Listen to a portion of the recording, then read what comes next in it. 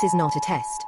This is your emergency broadcast system announcing the commencement of another purge of the BS, sanctioned by the First Amendment. Frustration levels 0 to 100 have been authorized for use during this purge. All weapons are restricted. Government officials have not been granted immunity from the purge of the BS and shall undoubtedly receive the smoke. Commencing at the sound of the gong, any and all BS, especially unnecessary goofiness, will be purged without consequence. Police, fire, and emergency medical services will be available, but they will be busy because they too will be watching the purge of the BS. Blessed be those who have already been victims of some BS. May God be with you all. We can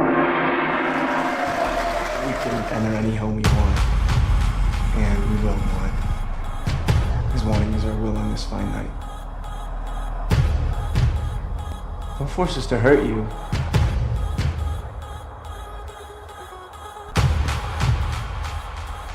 Please just let us purge. To the standard.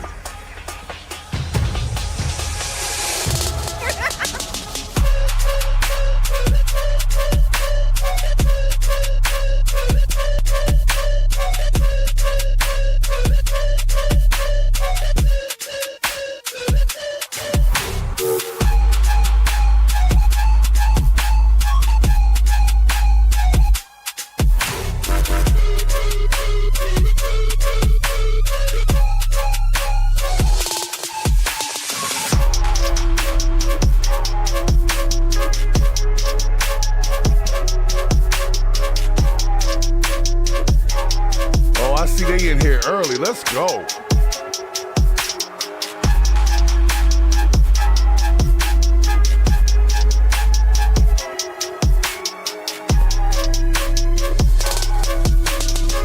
Mod Owens in the building, Purple Groovy in the building, IMZ in the building, Al Bond in the building. Let's get going, y'all. You better find someplace else to go. I got a wicked sweet tooth tonight.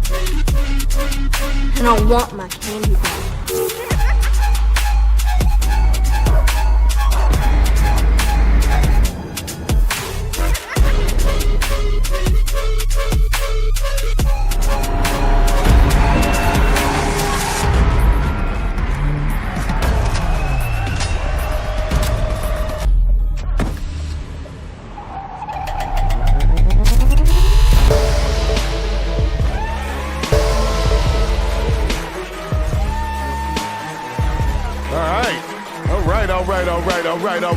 All right. Let's get ready to purge this BS on a Thursday. Thank y'all for coming in nice and early. IMZ, Purple Groovy. Appreciate y'all. Seriously. Because I got a couple things I need to cover. We had an interesting week so far. This is the last show of the week. We're going to take the weekend off. You'll see the shorts just coming. Pause. But this week has been up and down. Always the BS. So make sure you hit the like button. If you're just getting into the show, make sure you subscribe. Make sure you become part of the Purge Collective, okay? I ain't gonna take too much time with the intro. You got the point. This is the Purge of the BS. Nobody's safe. Whatever comes across the board, we purge that, okay? So thank y'all for coming on in here one more time. We will begin to purge this BS. Let me tell y'all what. As I like to start sometimes with some prelims, I just want to tell you, I've been looking around the market for whatever's supposed to be our opportunities out here, like job and employment and business building, things like that. And a lot of this stuff is a lot of word salad, numbers that look good on paper, but it doesn't really materialize for the average person. And I think that we need to expose the fact that trying to get ahead some of these spaces, the scam likely, okay? It is definitely not as easy as it should be for a person who has the drive to be able to get to the networking. We're going to talk about a few things today, but of course we're going to start out, we're going to keep the palette light because there's been this uproar about these damn baby videos, okay? Now, I'm going to tell you I'm going to tell you right away. I'm a fan of the baby video. I'll tell you why. When you put the baby videos in the context that this one is, which is like some congressional people, it's obvious it's not real. Like they're not the real people. So you're not taking it as somebody doing something that they didn't do. But that's number one. But number two is if they're using the actual audio from something, then it is authentic to that, and you're not being misrepresented by that either. So there's been this uproar about them not doing baby videos of like federal people. You know, they're doing this new crackdown on, I don't want to call it free speech, free expression. And so I wanted to bring y'all one of these videos, right, that has now been, I don't know what the word is, but they're trying to basically come down against this kind of content. Let's take a look at it, and then y'all can tell me what you think. All right? See what we got here. So this is apparently a congressional hearing, right, with Adam Schiff and Kash Patel, right? I thought it was funny, but some people think it's offensive to do satire of our congressional and federal leaders like this. I don't know, man. Sensitive days. But anyway. So let me ask you, who are those cabinet members that Ghislaine Maxwell was referring to that were part of this cast of characters associated with Mr. Epstein? Who are they? The Deputy Attorney General took the aggressive step that no one else did and interviewed Miss Maxwell for 2 days, and we released the entirety of that transcript. I do not have that transcript in front of me. You're picking it piecemeal. The American public can read the entirety of that. One last question, because you clearly won't tell us the cabinet members associated with Mr. Epstein. Let me ask you one last question. And that is, right after she gives this testimony in front of an FBI agent, among others, she's transferred to a minimum security prison, not suitable for a sex offender like herself. Who made that decision and why? The Bureau of Prisons. The Bureau of Decisions made it in prisons. The Bureau of Prisons decided on their own without any consultation with Blanche or anyone else, that they were going to suddenly, after this interview, completely unrelated to this interview, completely unrelated to anything she said, move her to a prison not suitable for a sex offender. You want the American people to believe that? Do you think they're stupid? No, I think the American people believe the truth, that I'm not in the weeds on the everyday movements of you're not in inmates. the weeds? What I am The doing is most- protecting this the country, most- the providing most historic significant reform, witness- and the most combating the significant weaponization of witness, the intelligence Epstein by the likes files of you. cover-up And we have gets countlessly proven you to from be a your liar in administration, Russiagate, in and you January call that 6th. being You are in the biggest weeds? fraud to ever sit in the This United States stinks to Senate. high You are a heaven. disgrace to this This stinks to high institution heaven. and an utter And coward. I'm not surprised. I'm not I'm surprised not that you continue to surprised lie that the- from the- your that the- perch and put on a show two of you- so you can go raise money. Hold on, I got to stop it, man. Because I'm playing this because they're saying that because of the content of what they're covering, that it's making light of very serious situations. I forgot what the terminology was, but basically they're saying that this kind of stuff has to stop because it makes light of very sensitive, there you go, very sensitive content. So it's considered sensitive content. Talk about like Epstein, Elaine Maxwell, things like that. And when you put a baby, which I think is great, this is actually makes it more digestible. Like I would watch congressional hearings more if the babies were doing it. That's just me personally. It's more entertaining. But I think we have to give it up for whoever did the AI work on it as well, because that is actually really impressive. Okay.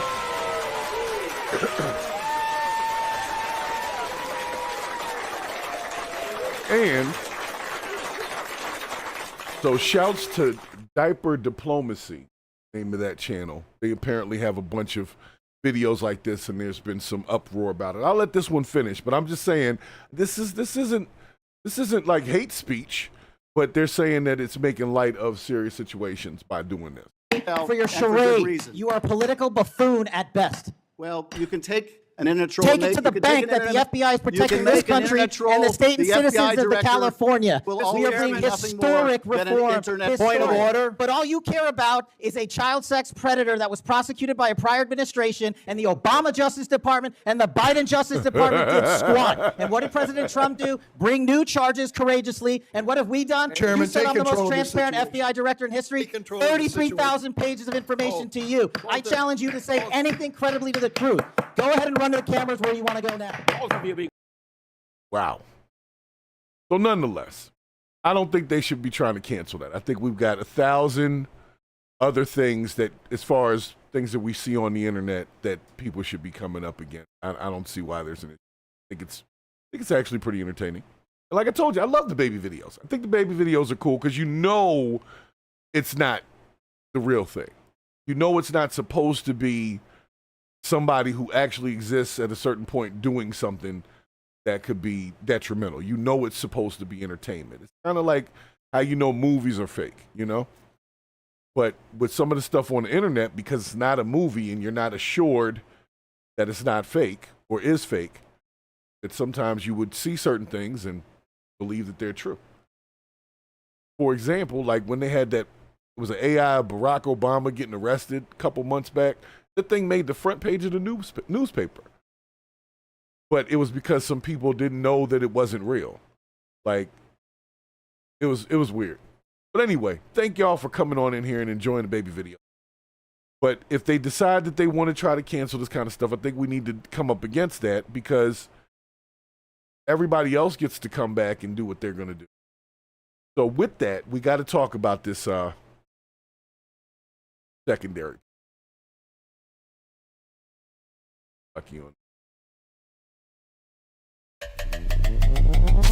Now,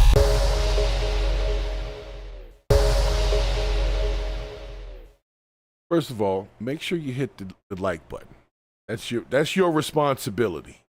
Hit it, and then if you're on mobile, which you should be because we're using the vertical, hit the reactions. You know, the little strip on the side with the hearts and the what is that, confetti? That thing. Hit that thing a few times. So, Z, I get it, but I don't think it should be canceled like it's bad. I get it that they're using babies in the place of what's a real situation, which is considered a sensitive topic. Epstein is sensitive. It's a sensitive topic for the American public. So when you kind of make light of it, it's almost like how Jimmy Kimmel made some jokes and got his ass canceled for about 4 days or whatever. But he came back. So we're going to dive into that. And what does that say, that Jimmy Kimmel came back? Does it mean that Trump chickened out? What does that mean? What does that mean?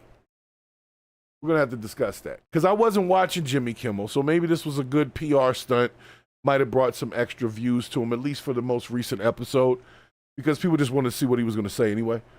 So he got y'all on that. He got me, because I got the clip, something like it. Let's see if they try to give me an ad first.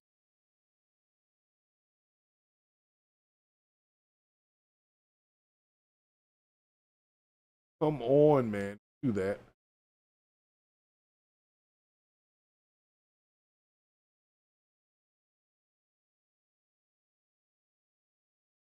It looks like it's getting ready to come up. Just bear with me a second.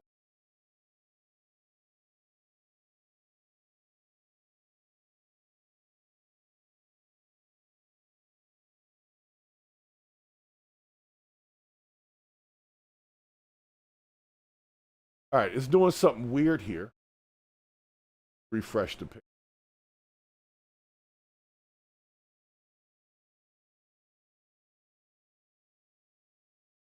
All right, it doesn't want me to see. Being really mean.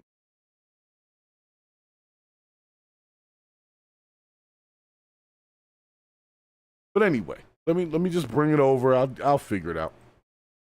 Because we do need to have a discussion about this. Because there was a lot of people that felt a certain type of way about this whole Jimmy Kimmel thing. And apparently it was mostly the celebrities that went to bat for him. A lot of the celebrities, they were like, look, we're not going to act, or whatever their thing was that they weren't going to do as long as Jimmy Kimmel was off the air. So we had 4 days of them not doing whatever the hell it was that they all said that they weren't going to do. I don't really know that the population missed anything. I don't think anybody canceled any shows or anything, but whatever. Kimmel is back here. See if I can get this page to refresh properly. We'll just go over the. You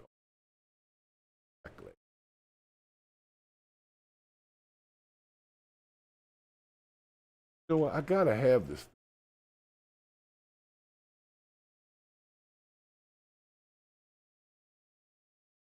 I think CNN wants me to set up an account or something.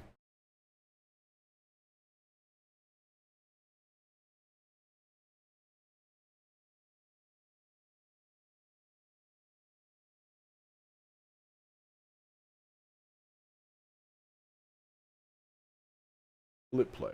Let's go. There we go. All right, so I know I'm gonna take a hit for it, so I'll try to skip through it. Maybe I'll change the pace of it. I don't know exactly how I'm gonna get through this, to be honest, but we got to go over it. Okay. Once this damn ad is over, they gave me an ad, so make sure during our advertisement time here, hit the like button. Throw a comment in the chat. Let us know how you're feeling so far. See what we got.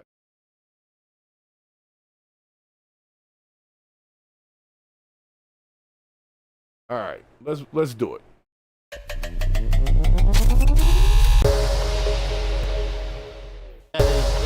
You understand that it was never. I want to make something clear because it's important to me as a human, and that is, you understand that it was never my intention to make light of the murder of a young man. I don't. Hold on, Jimmy got choked up. Did Jimmy choke up? He choked up. Hold on. Did Jimmy choke up? Jimmy choked up. You understand that it was never my intention to make light of the murder of a young man. I don't think there's anything funny about it.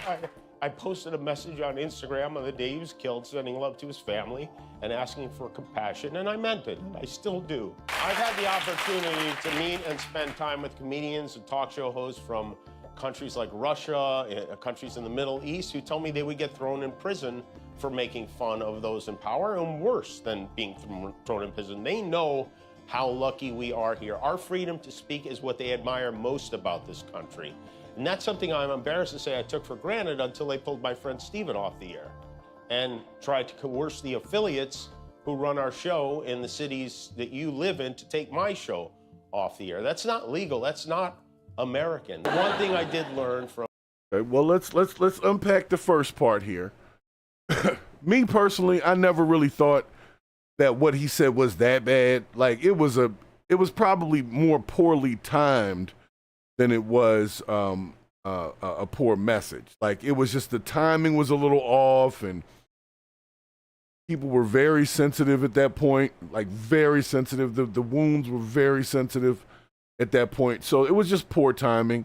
I don't really think Kimmel's joke was, because the president did immediately go from a question about Charlie Kirk to talking about the reconstruction of the White House ballroom and how nice it looked. So I saw where the joke came from. I didn't think it was that bad. And the other piece of it was about, I guess, MAGA folks trying to prove that the guy wasn't one of theirs. But what is theirs? What are we talking about with theirs? Because if we're talking about young white males, he is one of theirs. You know what I'm saying? Just saying, he's not one of ours. He's not one of mine. He's one of y'all's. So he's one of theirs, as far as I'm concerned. I'm not saying me and Jimmy Kimmel agree in the way he said it. I'm just saying, personally, look, we got enough issues in the inner cities and black communities. It's not our kids that keep jumping on the rooftops though with the sniper rifles. So you gotta get your kids, okay? We gotta get our kids. You gotta get your kids. It'll make the whole thing a lot better. So when he said that statement, that's what I was thinking. Just like I guess it was the governor of Utah when he was like, we were hoping it wasn't one of us. What do you mean one of us? What did you mean? Did you mean American citizens, like on paper, or did you mean Utah Caucasian people or something along those lines? I believe he meant Utah Caucasian people, which, of course, we found out that was. So Jimmy Kimmel's statement was not necessarily incorrect when he said what he said. So I'm not a big Kimmel fan. I'm all about First Amendment speech, especially when it's not hate speech. And I don't believe that he was promoting hate speech with what he said that got him canceled. But he's trying to make a comeback in here. He's trying to sound like he's going hard a little bit. And I'm going to let him try. But, Kimmel's not a hardcore kind of comedian to me. So let's see what he says about the fact that he got canceled. From Lenny Bruce and George Carlin and Howard Stern is that a government threat to silence a comedian the president doesn't like is anti-American. That's anti-American. Yeah. I forgive him. Yo, I'm gonna tell you right now that lady. I'm not even gonna go into it. Teachings of Jesus, as I do, there it was. That's it. A selfless act of grace, forgiveness from a grieving widow. It touched me deeply. The president waited more than a day to weigh in on Disney's decision to bring Kimmel back, which was kind of a conspicuous silence. He waited until an hour before this show aired, essentially trying to preempt whatever Kimmel was going to say. And the president's message was one both of disbelief, but also intimidation. And just to take it piece by piece, the president saying the White House was told by ABC that his show was canceled. Something happened between then and now because his audience is gone and his talent was never there. So the president saying there for the first time that the White House was somehow involved in. Take his phone. Somebody take this man's phone, please. Tell Pawpaw stop with the late night tweets.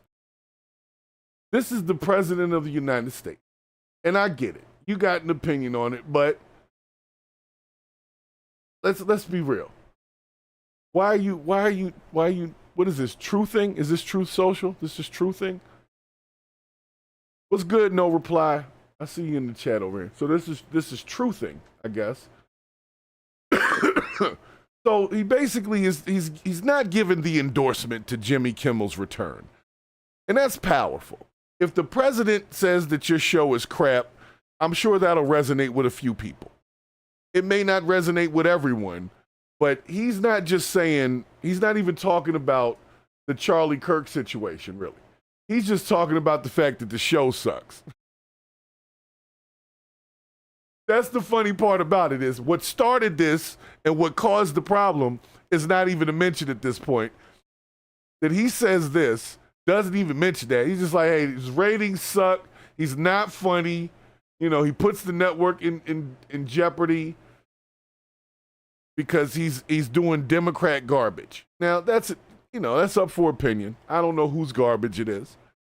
But I'm just saying, he says this, and then Jimmy Kimmel comes right behind that an hour later with the tears, sounding pretty damn believable in my opinion. Like, kind of being like, I'm sorry about that. But at the end of the day, let me say something that I noticed that a lot of people haven't noticed is God's back in the conversation a little bit. I mean, you can take that how you want it.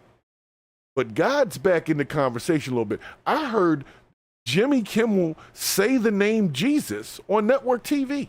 That is rare. Y'all don't understand. It used to be a thing. It is very rare.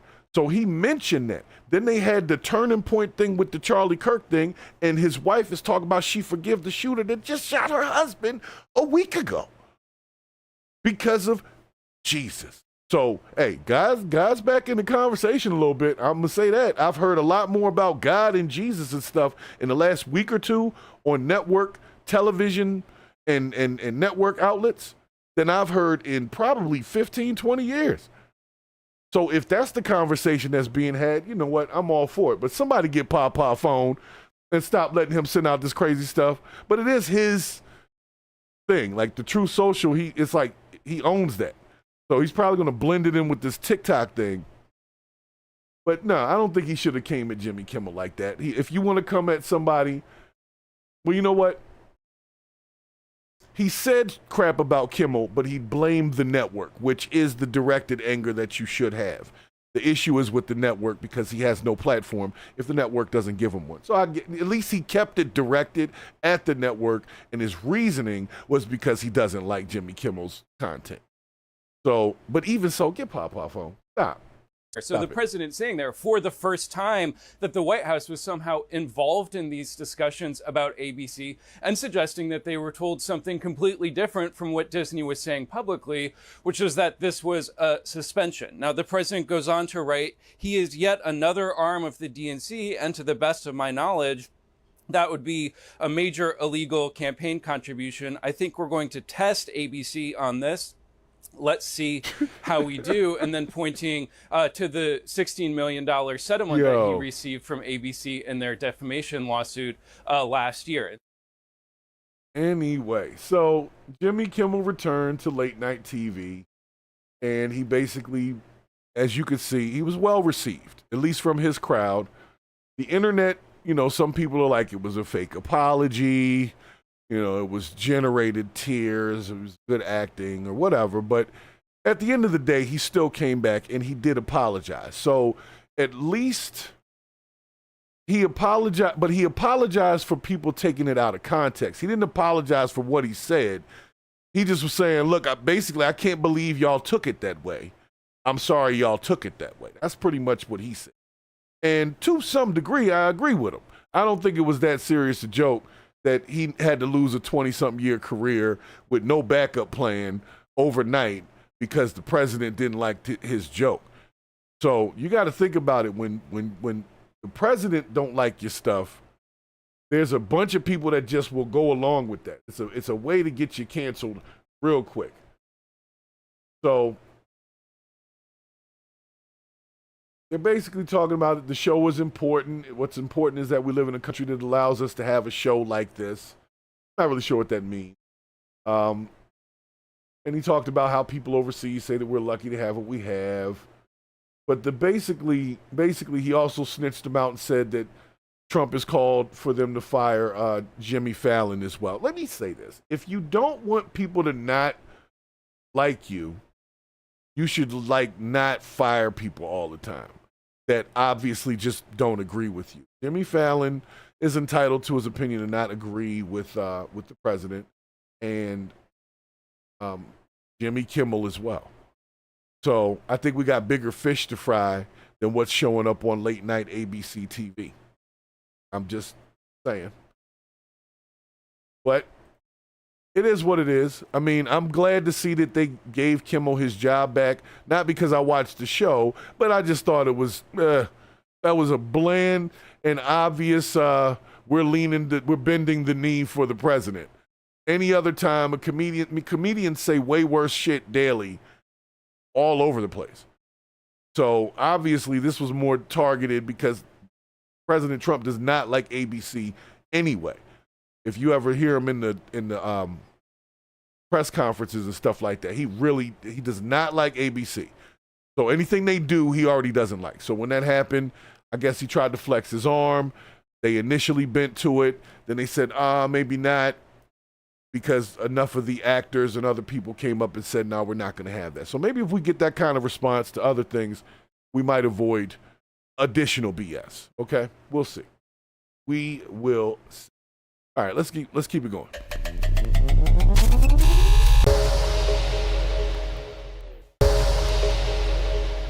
All right, so guys, the debauchery has taken another turn here. I don't even know why this is coming to me, but apparently there's a show called The Golden Bachelor.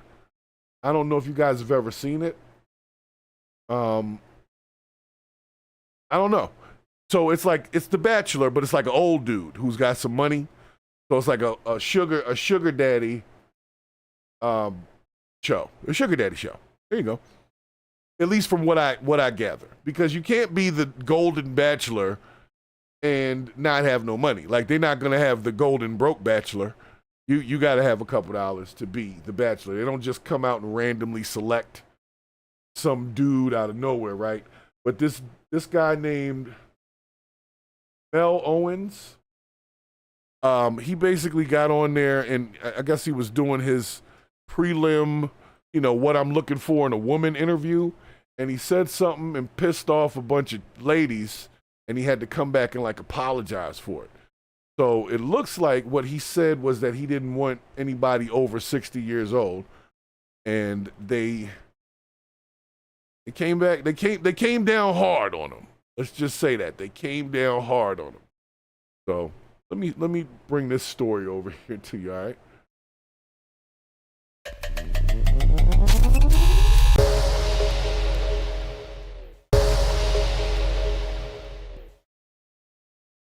Lines, of course, with some comments about age and dating.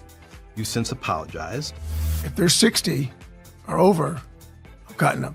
I was just wanting to know, was that apology sort of based on something you'd learned, or was that... All right, so hold on a second. If you missed what was said, he said, when he was coming onto the show, he said if the woman is 60 or over, he's cutting them, just on age alone.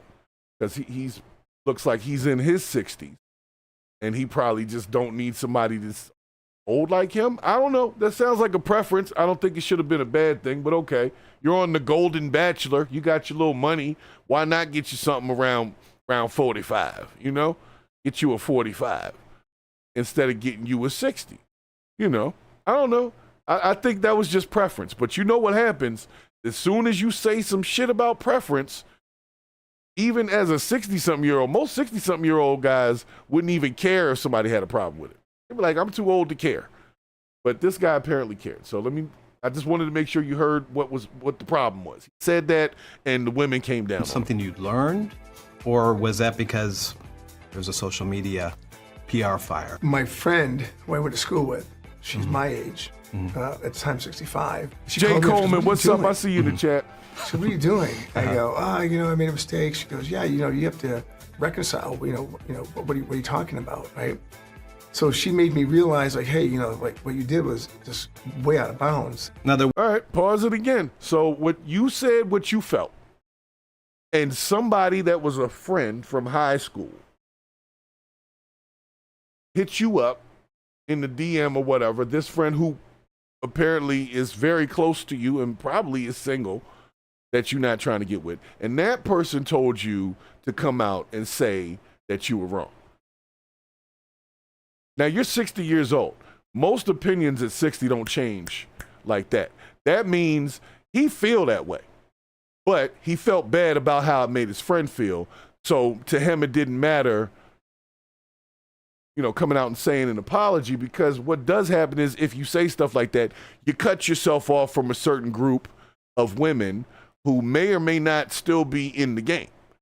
So it benefited him to retract the statement if he wants to be open to more options. But for a person to say anybody over 60, I don't want them, well, you know how many women are under 60? You got a lot of women there.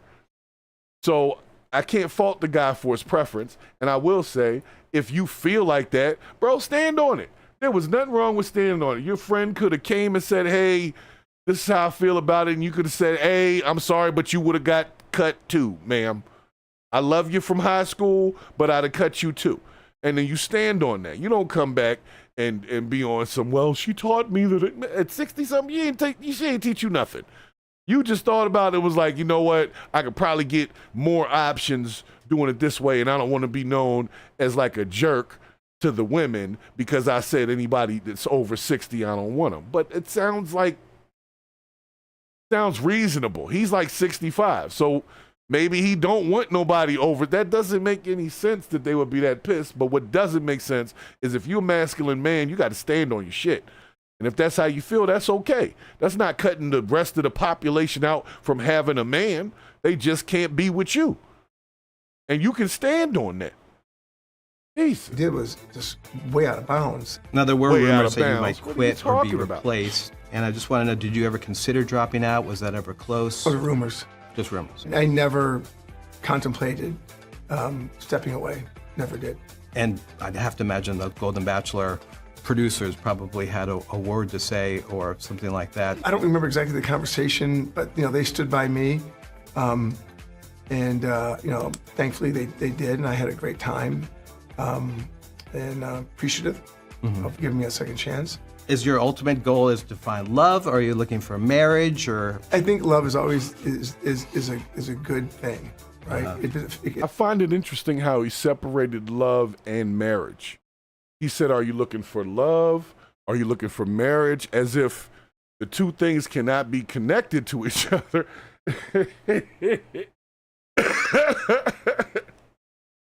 Yeah, this is funny to me. He said, are you looking for love? You looking for marriage? So what did he say? Are you looking for some cooch? Are you looking for some cuddle buddies? Or are you looking for a sugar baby? Like, we can be more specific. Let's be honest, fellas. This man should not have retracted that statement. There was nothing wrong with saying that he didn't want somebody over 60 and he's like 65. That's not even a big gap. It'd be different if you said he didn't want somebody over 30. Then it'd be like, wow, that's weird. But okay. It would still be acceptable. Bill Belichick's got a girlfriend that's like 26 or some crazy shit. And we accept that. So this dude, I feel he's a punk to me. You the Golden Bachelor. That means you good with or without somebody at this point in your life.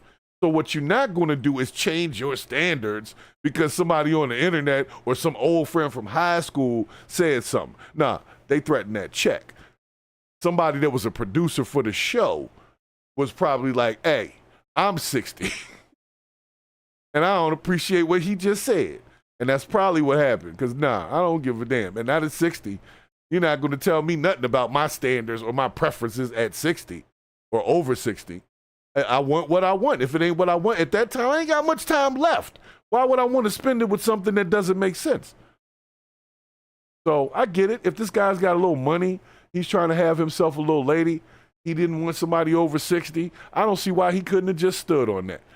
He backtracked on the whole thing. He was like, yeah, the producers were really nice about it. Like I said, the producers had a problem with it. He didn't have an issue with it. So as a man, you got to stand on that, bro. I'm just saying. Jay Coleman, you feel me? You feel me, Jay Coleman? Women have standards and preferences. It's okay to have standards and preferences. Why this man had to do a statement about, I'm sorry to all the old over 60 ladies that I offended with them. Shut up. Who cares if you, at least you don't have to worry about them bothering you if that's who you don't want. The honesty is what we're supposed to be rewarding. But instead of that, they want him to lie. You know what I'm saying? They want him to give people a false sense of security. That's an illusion. when he got to lie about it. You see what I'm saying? That means you had no chance, but he just lying to you to make you feel good. So let's stop lying to people, man. Let's stop doing that. Let's stop doing it. I don't like what they did with him. And they kind of, to me, that was embarrassing. They like, stand on it, bro. That's all I'm saying. If that's how you feel, that's how you feel. This is America. That's how you feel like that. And then leave it alone. Anyway. All right, guys. All right. Sorry. I hate when they do that. And see, that's the new world. Where a grown-ass man, and I say grown-ass man, he's in his 60s, can have a preference, and the internet and women can make him literally be like, no, I'm sorry about that. What are you talking about, bro? Stop. Stand on it. 10 toes down, chest out. That's how you feel. That's how you feel. If you don't want no woman over 60, then you don't want no woman over 60. Stop lying to these ladies out here, making them think that you want a woman over 60, so these 60-year-old women think they got a chance with your ass. You wasting their time. So be honest. Sorry, that's very frustrating to me. Because he didn't even say, like, I met this woman who was over 60 and she was gorgeous, and I was like, oh my God, that changed my mind. No, he said somebody called him. That means he didn't change his mind. Somebody else changed his mind at 65. Get the f out of here. Anyway, move on to the next thing. See, this is where we get into it, man. This is where we get into it. This is how I get in trouble. Punk. Anyway. Today we're learning more about a man arrested in a state. All right. So we're going right to the damn parenting and the kids again. Right when I got I got elevated and excited. So while I'm calming myself down here as we get into this next story, I need y'all to hit the like button. Okay? And make sure you hit the reactions. If you're on that vertical, just get your thumb tapping it and get used to it. Like get a rhythm to it. All right? Telling you, man, Jay Coleman knows. No retraction. None of that. Not at 65, no sir. You can't tell me nothing at 65 about what I want. Shit. I'm sorry, that just really 65 years old. You ain't gonna tell me a word about your little preference about my preference. You better get your preferenced ass out of here with that. And then you got to come on TV and talk about it sounding all overly sensitive. The Golden Bachelor. The Golden Bachelor got a golden shower. That's why he got pissed on. He got pissed on by us over here at the Purge the BS. And so let's move on to someone else who needs to be pissed on. Because I think they got another one messing with the damn babies. And you know we don't like that over here. I mean, I don't know what space likes that. I hope there's not one because we don't like them. And if you know of a space that likes messing with the babies, let me know. I'll stop by. So in this one, apparently a Florida swim coach got arrested in a sting operation where he was trying to set up a rendezvous with a 15-year-old child. Now, we got to cover these because I believe that a lot of the problems that we have in America have to do with parenting issues. Parents not being aware of things or just knowing what to look for. And a lot of our predators exist in the exact system that we have to send the children to. That's the scam. So it's like you want your children to be safe, but most of the predators, I'd say 90% easily, work in the school system somewhere. Or they're a coach, or because, if you're an addict, you're going to go where your drug is, where your dopamine fix is. So if you're into the babies, you're going to go where the babies are. And that's not to say that all teachers are like that. No. But that's where people go. That's where they want to be if they want to get to the babies. So this guy apparently was a swim coach. And let's see what the hell he got to talk.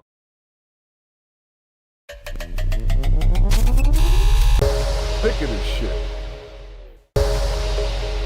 Today we're learning more about a man arrested in a sting operation that used to work with students. Polk County deputies say he was trying to have sex with who he thought was a 15-year-old boy. Channel 9's Valerie Boyd joining us live from outside Montverde Academy, where he worked at that private school. And Valerie, we're told he also worked for the Lake County School District. So he works at the school locally, and he works for the school district, meaning he could get around to different schools doing different things.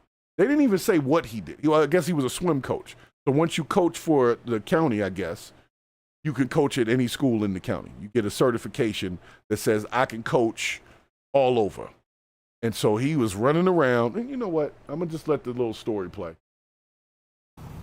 That is correct. He worked here at the academy in 2024, and school administrators say he also worked for the district back in 2017. Deputies want everyone to know as a precaution.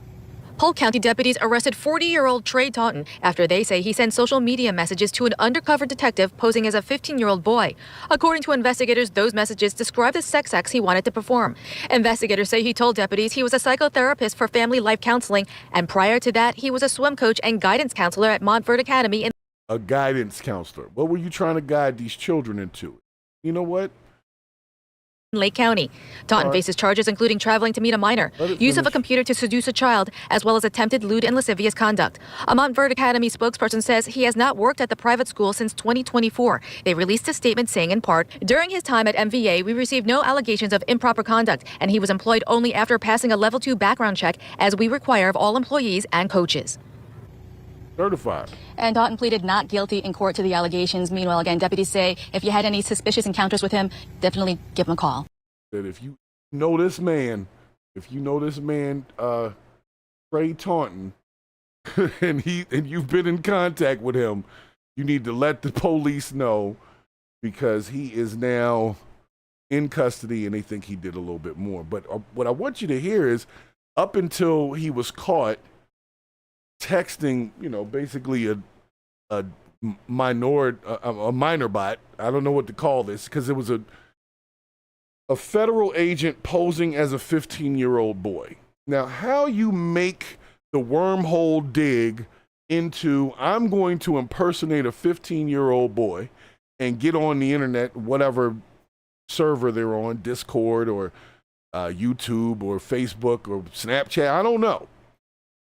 Grindr, I think, isn't it Grindr is the one they keep saying is the one they've been doing that with? And so, from what I'm hearing in the story, okay, he is a licensed swim coach, but he was not currently working in swimming. So they're looking for anybody who he encountered when he was doing that, so they could probably bring more charges. But it sounds like he wasn't actually working at the school at the time when this happened. It sounds like he was between jobs and used to work for the school and was still registered as a coach. Either way, when you're getting into a text messaging thing with a minor, whether it's a federal agent or not, if you are pushing for sexual contact with this person, you are wrong. Whether it turns out to actually be that, I don't believe that you should be given forgiveness because of that. I think we may have avoided you going out there and doing something that would have actually harmed a live person when it comes to these kind of crimes. And like I said, it's because I believe the children are our future. Teach them well and let them lead the way. Show them all the beauty they possess inside, okay? I believe that. I know it's funny, but you got to give them a sense of pride. To make it easier, okay? Let the kids be kids. When this happens to them, they don't get to be children anymore. So I'm all for them doing sting operations for these particular types of people. They don't need to be around the rest of us, because if we turn our heads, or our children get into social media or some of those other sites that they really shouldn't be part of, these type of people can take over. So I'm all for it. Like I said, I know a lot of folks are like, it's entrapment and da-da-da-da-da. But for real, if you were like a 15-year-old boy trying to have sex with me and you sent me a text message, you would be instantaneously blocked. So that's not entrapment. I would be like, yo, what the hell was that? Blocked, because that's not what I'm trying to do. So if you're replying to it, even if you weren't the one that initiated it, then, hey, that's on you now, player. You volleyed the ball back. You volleyed it on back after the serve. You in the game now. So I'm sure, like I said, I saw on the internet people saying, well, that's entrapment because he wasn't actually speaking to a 15-year-old boy. But that's what he thought. And that's a bad thought. And yes, we are putting people in jail for stuff they thinking about doing. Like Minority Report. So I'm glad they caught this guy, but parents, be careful. These folks are out here on these apps looking for people to prey on, looking for the kids whose parents are always working or not paying attention. They out here. And hopefully they can catch as many as they can, but they won't catch everybody. So the other side of that is just making sure that you're aware and you prepare your children for these kind of predators. And if they see them, you make sure that they're confident enough to tell you about it, okay? That is that bullshit on that.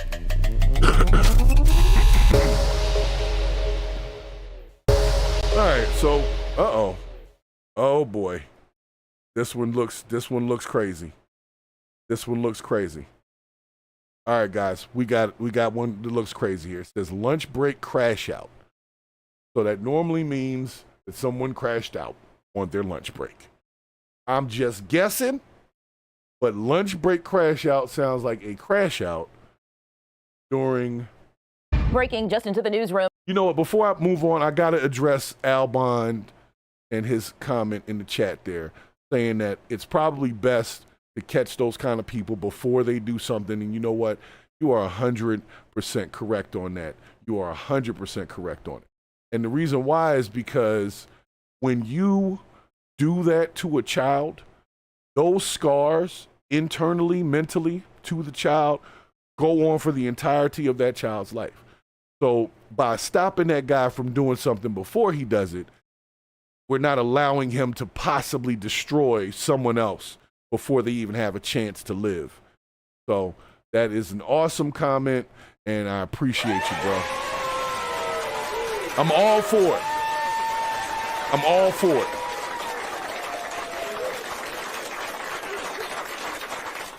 I'm all for that kind of stuff. Call it entrapment, call what you want. That group, I want them off the streets. They need help, and we need to get it to them before they hurt somebody. So that's awesome.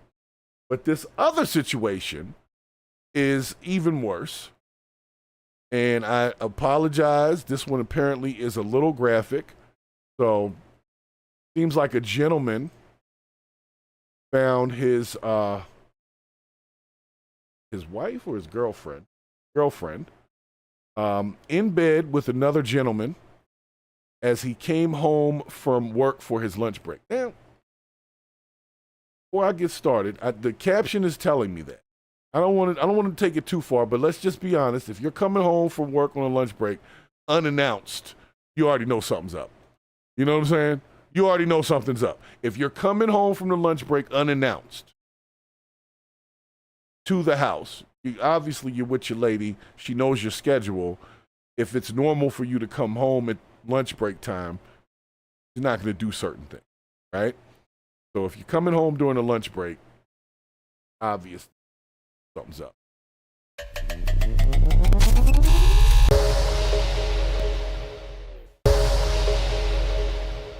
Gentlemen, we have discussed this before. You got to stop crashing out over these ladies. Before I even let this clip play, I just must say that, gentlemen, get it together. If she's sleeping with somebody else, you got to just let it be, man. Just roll with it and keep it moving. Take everything you got and go. Because if not, you're going to end up violent because you don't know any other way to lash out but to crash out, and that's the problem. Breaking just into the newsroom out of Jefferson County, a Bachelor man now faces federal charges for illegally possessing a machine gun. Prosecutors say 24-year-old DeCorleon Robinson was caught with a Glock 9mm pistol outfitted with a machine gun conversion device last month. He's accused of killing 39-year-old Demetrius Beverly, a Parker High School coach. ABC 3340's Gracie Johnson joins us live now from the newsroom. And Gracie, you were in court today. Tell us what happened. Muriel, 23-year-old DeCorleon Robinson is charged with murder and with modifying his pistol into a machine gun. Investigators say he came home from work, found Beverly in his bed inside the apartment he shared with his girlfriend, and opened fire, killing Beverly. Birmingham police say the night of August 13th turned deadly inside a Birmingham apartment after DeCourleon Robinson came home from work and found Demetrius Beverly in his bed with his girlfriend. According to Detective Ronald Davenport during Wednesday's preliminary hearing, he testified Beverly was found lying on the bedroom floor with gunshot wounds to his abdomen and arm. I think it was a sad event. One, you have my client coming home to his home. A man is in his bed with his girlfriend of 5 years. I'm sure a lot of emotions were banning around within himself. Jemiah Lawson, who police say was present at the time and was the longtime girlfriend of Robinson, told detectives that she and Beverly were watching a movie in the bedroom when Robinson arrived home from work. All right, hold on. You're watching a movie in the bedroom of the apartment that you share with another gentleman who's your boyfriend, and you're in there with another guy at the time he comes home from work. This is not like, there's so much to unpack here, but it's disrespectful. Okay, let's just start with that. It is disrespectful to have somebody up in the house that you share with somebody else. What is wrong with y'all? What do you think the end result's going to be?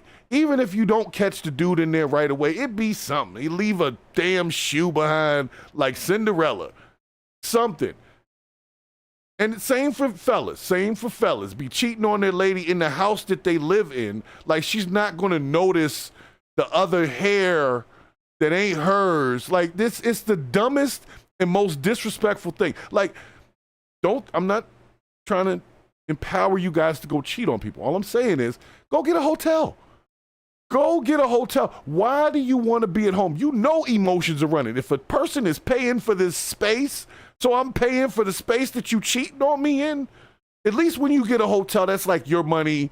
At least you're paying for the space. If I'm paying for the space that you, oh my God. Now, if the guy was armed with switches and all that, he's a hood nigga, okay? So we know that she messes with hood niggas. And that means that the dude that she had in the apartment with her probably knows that she messes with hood niggas too. So that was poor. That's why you're not supposed to be going over no chick spot like that. Especially not when you don't really know what's going on. There's so much irresponsibility here. But the disrespect of doing that in the place that you share with the person that you are cheating on, who probably pays bills in there to some degree, or whatever, that's the bed y'all lay in. You get my point. It's so disrespectful. And once again, I feel that there's a misdirected anger. The gentleman who was there is the person that got shot. The girlfriend didn't even take one round. I'm just saying. The girlfriend who allowed this man into the house, in the bed, chilling, Netflix and chilling in our bed, and no graze, no accidental oops, she jumped, nothing. This is misdirected anger. The gentleman who was in there, yes, he shouldn't have been in there. But the person who was the problem is the woman for letting this man up in the house that she shared with this man. And he crashes out on the dude. So now she's chilling, still got the apartment. He's in jail. The other guy's gone. And now she gets to move on with her life and be, people are going to have sympathy for her because her man in jail or whatever, or her other man or somebody. She's going to utilize this and she's going to be fine. And really, she's the one that's the problem. This is absolutely diabolical. On his break, authorities say Lawson described a confrontation after which Robinson allegedly pulled out a firearm. Police say multiple shell casings were recovered at the scene, and the weapon appeared to have been modified with a conversion device, sometimes referred to as the Glock switch. Well, I think they should start off with manslaughter. You take into consideration what the detective said. He said that my client stated that he was only trying to frighten the young man and not trying to kill him. Following the shooting, he was trying to frighten reportedly him. ran outside of the... All right, if you start firing at somebody with a pistol that has the switch thing on it, so it fires like a machine gun, like a pistol machine gun, you're not trying to scare them. You are definitely trying to unalive them. So I don't know what that lawyer's talking about. I see he's trying to make his little case that, yeah, he was just trying to intimidate him. So unless your story is the trigger went off by itself and he didn't actually pull it, that wasn't intimidation once you pull the trigger. You're trying to harm someone, and if the result of that attempt is their loss of life, you go to jail for that. But like I said, let's not remove the true responsibility in this situation. You had a man in the house that you share with another man. He's working. That means he's paying some bills in that joint. He coming home on his lunch break. He works at night. Coming home on his little lunch break, probably trying to get him a quickie. And you in there with this dude?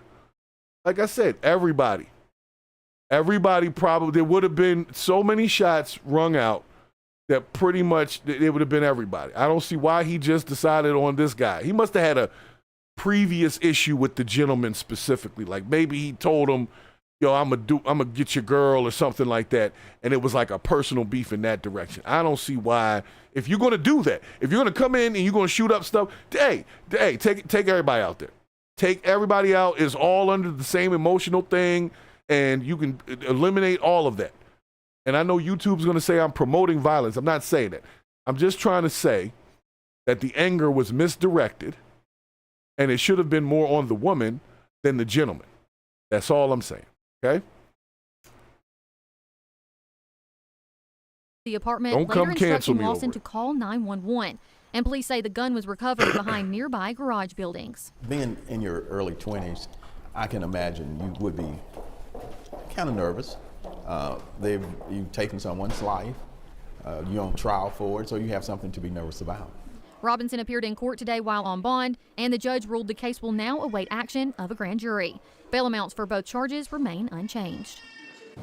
While the judge said bail amounts for the state charges remain unchanged, as soon as Robinson left the courthouse today, he was taken into federal custody by ATF. Oh, shit. Oh, yeah, because of the gun charge. So ATF got a charge. ATF got a charge, and the state got a charge. So he's going to see some time. But that's what I'm saying. He crashed out over all of that, and at the end of it, the woman, who to me is the person that was the catalyst to this explosion, is just out here free, living her life. She's going to be perfectly fine. She don't care about either one of them dudes. They both gone. Two guys, lives over, all over her trying to have Netflix and chill in the apartment that she shared with another dude. That is just diabolical, you know. And so I'm not trying to hear all the other stuff with the particulars of the case, because I know what happened. I know he's seen a dude in the bed, you know, feet kicked up with his socks off and his toenails out, and lost it. That's what happened. But none of that would have happened if the door had not been open and allowed the gentleman to come in. So I believe she should have charges too. Intentional infliction of emotional distress against the gentleman who ended up shooting the other gentleman. Now, granted, she won't go to jail for it, but just something, please. We got to stop this. Because like I said, that woman is going to walk on with her life. She'll find another crash out dude who be holding guns with switches. Like I said, she like street niggas. So we get that. So she'll find another one. And just because the other guy was a coach, that don't mean nothing. He was coaching, you know, the Pee-wee football. He wasn't like a college coach, you know what I'm saying? He was coaching Pee-wee football. Pop Warner. He's coaching Pop Warner over there. So, you know, he's in the streets too. So they probably all street folks. And if you know that that's what she's dealing with, then you know she'll find another person that'll fill that spot. She won't think nothing about either one of them dudes whose lives are over. So, gentlemen, you got to choose wisely, first of all, who you messing with, because that's what the other guy learned. Second, actually, everybody learned that. The gentlemen both learned that. One, because he was there when he wasn't supposed to be, and the other one, because she allowed some man in their bed. Like, I wouldn't even be able to sleep in the bed no more after that. I know you done fluidized all of this with some other dude's wet ass balls and just, oh my God. Like I said, I see it. I understand. They in the bed. It's different when you catch somebody out, like at a restaurant or something. Okay, we don't know what they've done. But you know if they're in the bedroom on some Netflix and chill, you know what they did. There's no question. It probably smelled like sex in there. Latex rubbers all over the floor. It just sent the man over the edge. And he should go do jail time, yes, because he committed a crime. But I just think it's unfair that nobody is going to say nothing to or about the young lady that created the problem in the first place. But I'll leave that alone before I get myself in trouble.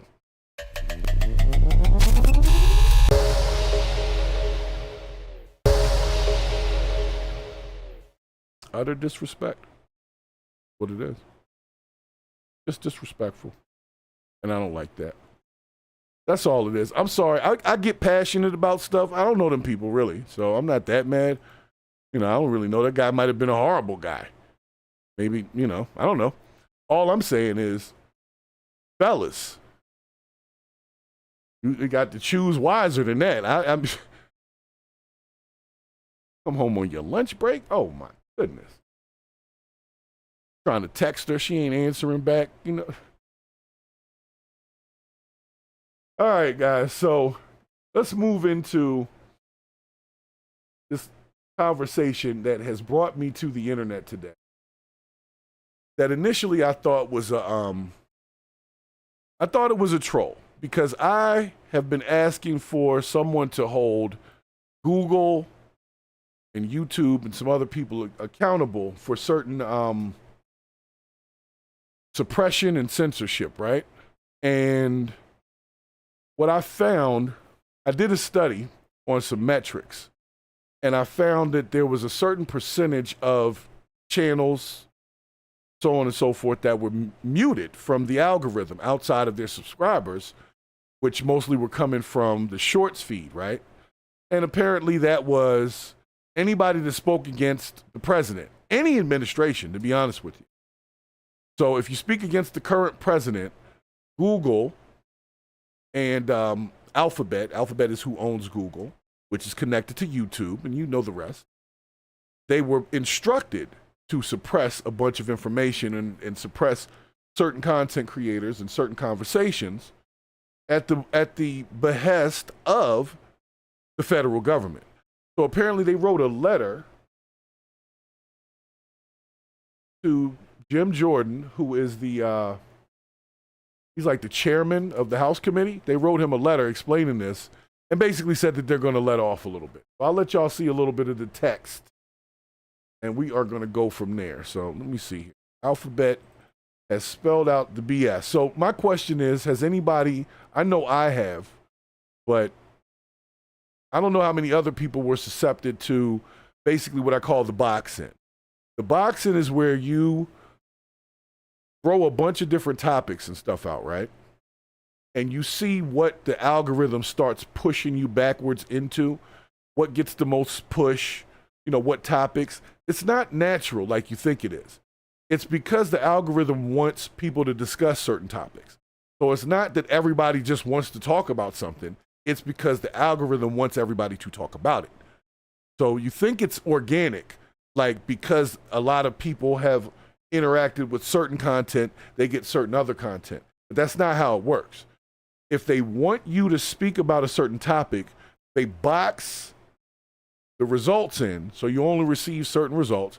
And in a lot of cases, it skews your idea of reality and what context everything is in. So apparently Google has decided to apologize for that. Well, let's take a quick look.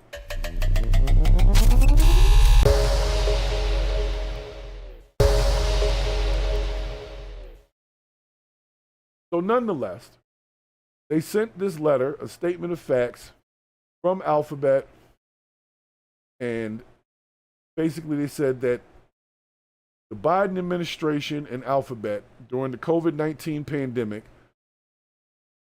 they conducted repeated and sustained outreach to Alphabet and pressed the company regarding certain user-generated content related to the COVID-19 pandemic that did not violate its policies.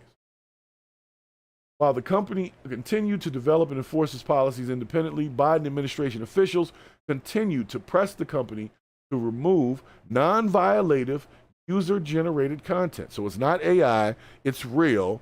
and it didn't violate their policies, but they were asked by the administration to remove it. They go into YouTube a little further and say that the YouTube variant there had a content moderation already, and the federal government has transparently involved the policy framework related to COVID-19 and the origins of the COVID-19 pandemic. Now, what I want you to understand is COVID was 2020. Coming out with a letter now to say, hey, we screwed you over 5 years ago, just saying, and now we're going to loosen the reins a little bit on whether or not we allow the federal government to do what they did with that. That's what this letter is about. This letter is basically saying, we've been allowing this, and we're just not going to allow it anymore. So that even means up to right now. That even means the current administration. So what they're trying to say is, yeah, they'll spin it because they mentioned the Biden administration in the initial document because that was the previous administration where it started. But Alphabet and Google, connected to YouTube, are taking the same stance among everything that's going on right now. Why? Because somebody's pressing them too.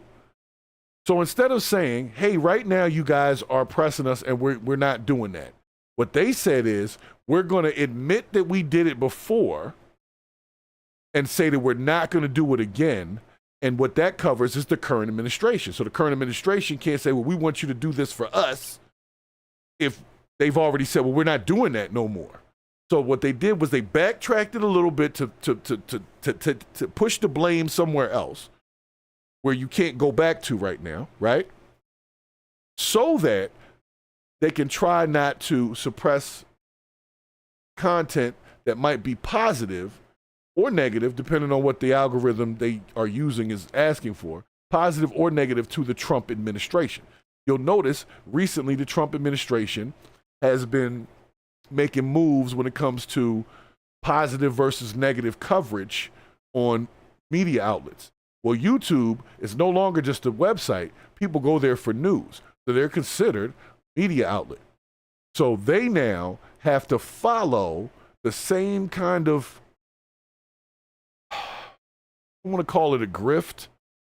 The same movement that you would see on network TV is what will happen inside of the inside of our YouTube space. So it sounds like they're about to let the reins out, but what they're really trying to say is they're already suppressing content right now based on the current administration. And they're trying to tell the current administration in a very sly way, we're not going to do that no more, without exposing the current administration speaking negatively of it, because you see how the hell that ends up. So I see what they did there. This is slick. This is very slick. They said, oh yeah, we've been doing this. We're not going to do it no more. And we're not going to mention that we're doing it right now. You see what I'm saying? They mention the Biden administration. They don't say, what, did it stop on election day? No, not at all. It continued in whatever direction they've been pushing it. And they're saying, even if you tell us we can't say bad about you, if we open up the realm a little bit, right? You can't close it again because people start talking trash about the president, which is smart. I'll give them that. It's actually a very smart move how they did it, because you can't take away what was already done. And so they're just saying, hey, we did that and we're not doing any more of this. So let's see what we got here. All right, so this piece right here is very important. So transparency regarding government interactions with private companies is essential for fostering public trust and upholding the principles of free expression. Laws around the world affect the availability of content across Alphabet's products and services, and the company publishes data in a quarterly transparency report regarding content removal requests in an effort to inform discussions about online content regulation. Governments and law enforcement agencies make legal requests in an effort to moderate content. You hear that? Governments and law enforcement agencies make legal requests in an effort to moderate content according to their views and their demands. and come with significant penalties for non-compliance. So if you don't do what the government says, it comes with a problem, is what they're saying. So that's why they do it. What that's also doing is putting on Front Street any retaliatory claims that come as a result of opening the floodgates, and it be a whole bunch of stuff that used to be blocked. Now all of a sudden you're seeing content, and I'm not gonna lie, I've noticed some changes in the last 2 or 3 days on YouTube as far as what they're feeding me. So something's up. I don't know what they're doing, but something's definitely up. But that number 26 piece is very, very important. Alphabet has a track record of pushing back against overly broad or otherwise inappropriate government demands for user data and content removals, including objecting to some demands entirely. So what they're saying is, this is what we're going to keep doing, but this is what we were doing, and this is what we're going to keep doing. So they changed something in the last week or two, and now they're apparently going to open the floodgates. Now here's the question. Does that open the floodgates for anything other than hate speech? Because that's what I think everybody wants to call the problem. They call it hate speech. If you don't agree with somebody, it's hate speech. If you don't agree with their take on something, it's hate speech. Everything is hate speech now. So even though hate speech used to just be like racially motivated, it was like black people only, and that was it. Then it became like the Asians got hate speech rules. But at this point, they call everything hate speech if they don't like it. It's as simple as that. And it's whoever the current administration is. So if Alphabet does what I want them to do, which is loosen up the reins, it might be good for free speech. And I think what they're doing is they're bowing to the knee on paper, but what they're also doing is going to backfire on the Trump administration, because then there's going to be information out there that they don't want people to hear, and they're not going to be able to suppress it because they force Google to stop suppressing positive things about them. So they're like, okay, we'll flood it with everything and let the chips fall where they may. And I think what you'll end up seeing is more content creators that don't like either side. You see what I'm saying? You'll see those folks in the middle, the Indepublicrats, that just follow, what does the policy do for my family and my community? And that's it. Is this helping? Is it hurting? Very basic pass-fail kind of logistics. That group has been silenced as well because they need you to be on a side, a specific side. So if you try to play the middle of the fence so that you can be objective, they didn't want objective thinkers. They needed you to be on a side so they could decide which box and which stream to put you in as far as who they fed you to. So for channels like this, they confuse because they're like, well, we can't put them in this or this, and so we have to suppress the whole thing because we can't put them in everything.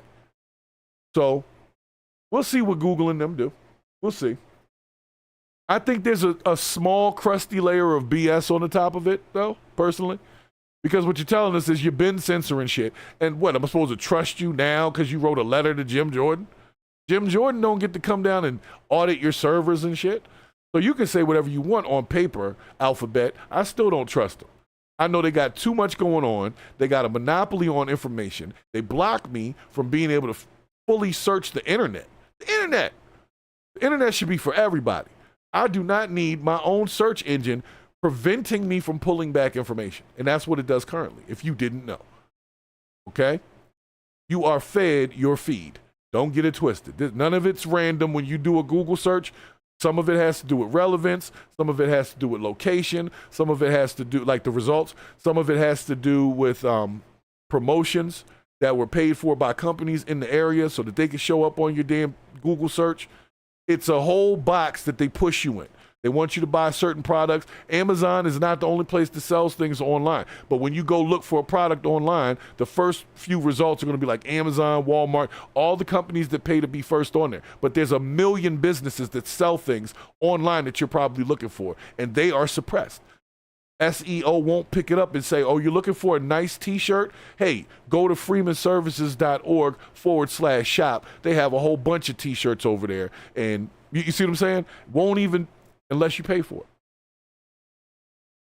So just understand, Alphabet be on some BS.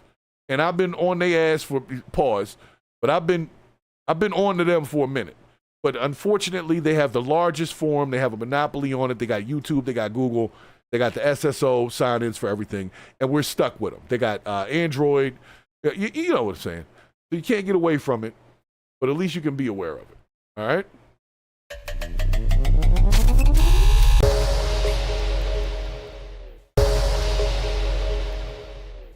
All right, so as we continue down our political street here, as we get ready to round the last corner, apparently our illustrious president has made a series of gaffes in the last week with recent speeches, okay?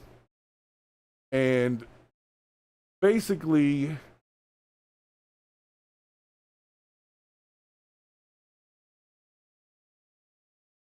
I gotta find this clip because apparently they just took it down.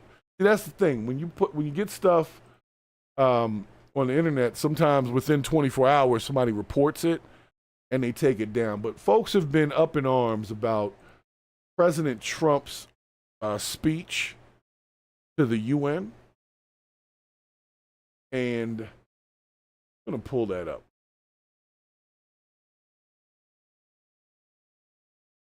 Oh, excellent.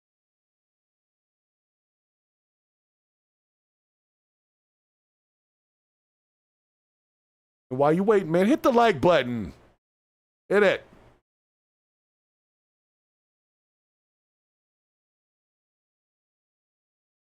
Actually creating new problems. I want the full speech. This is one of the highlights. Let's see what we got.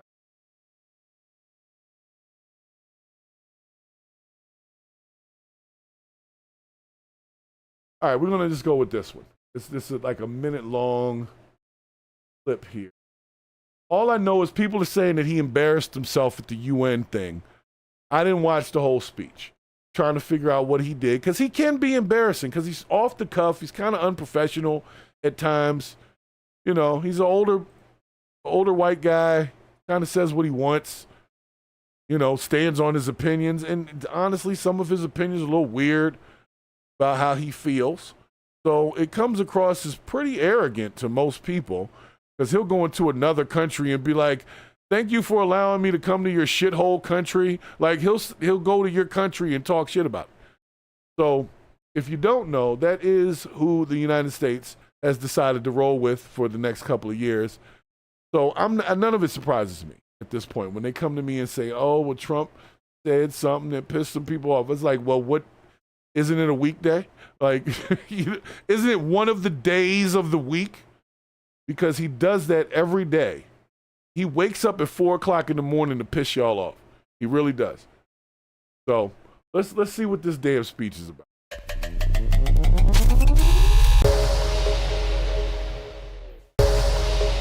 No, I'm serious. He does things like, I think he wakes up and he's like, how can I get these people talking about me this morning?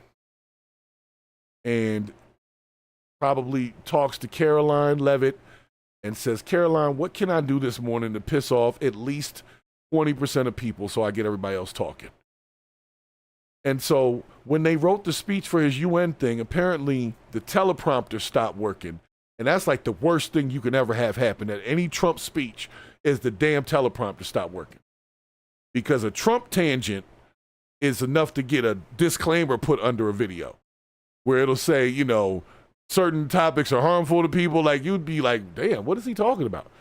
So apparently the teleprompter stopped working when he freestyled. It didn't go well. Not only is the UN not solving the problems it should, too often, it's actually creating new problems for us to solve. The best example is the #1 political issue of our time, the crisis of uncontrolled migration. It's uncontrolled. Your countries are being ruined. The United Nations is funding an assault on Western countries and their borders. In 2024, the UN budgeted $372 million in cash assistance to support an estimated 624,000 migrants journeying into the United States. Think of that. The UN is supporting people that are illegally coming into the United States, and then we have to get them out. The UN also provided food, shelter, transportation, and debit cards to illegal aliens. Can you believe that? On the way to infiltrate our southern border. Millions of people came through that southern border. Just a year ago, millions and millions of people were pouring in, 25 million altogether over the 4 years of the incompetent Biden administration. And now we have it stopped, totally stopped. Look at these people's faces. These people are, why did they go to El Salvador to show the first face? Did El Salvador send a bunch of people or something? But nobody seems happy with this speech. But he literally walks into the UN. It's like walking into somebody's house and talking shit about their carpet. Like, why do you even have this? Because this is an ugly carpet. This makes the house look ugly. That you even wasted your money and time on this carpet. That's how he came in, and then he wiped his shoes all over it. Like, how do you... See, I'm from the U.S., born and raised, right? I can only imagine if somebody comes from overseas, because nobody comes from overseas and talk shit over here. It just doesn't happen. When they get close, they get shut down. And it doesn't matter who the president is. But this particular president will go to somebody else's spot and tell them how shitty their spot is. He'd be like, look around you. Your place is crazy what you guys did. What happened? That's how he gets down. And like I said, to some, that was the reason why he got elected, was because he was so real. Like, that's, hey, if he feels that way, if he truly feels that these places are crap, and that's what he's saying, I gotta respect it. That doesn't mean that he's being nice about it. What I'm saying is, at least he does actually feel that way. He's not just saying it because it's something nice to say or something mean to say. He's saying it because he really thinks that these countries are shit and that they let these people into the U.S. and they funded a bunch of people migrating across the southern border. That is crazy to me. Like, we didn't have to go to the UN to have this conversation. We could have had this conversation on the phone, on the Zoom, while we were in our respective offices. You came out here to embarrass people like the UN. He didn't even say a particular country. He said the UN is funded 25 million or whatever illegal migrants through the United States southern border and gave them debit cards and all this other shit. He blamed the UN for the migrant crisis. Wow. That's A. That's A. In fact, they're not even coming anymore because they know they can't get through. But what took place is totally unacceptable. The UN is supposed to stop invasions, not create them, and not finance them. In the United States, we reject the idea that mass numbers of people from foreign lands can be permitted to travel halfway around the world, trample our borders, violate our sovereignty, cause unmitigated crime, and deplete our social safety net. Not only is the UN... All right, well, I can see where some people, apparently they have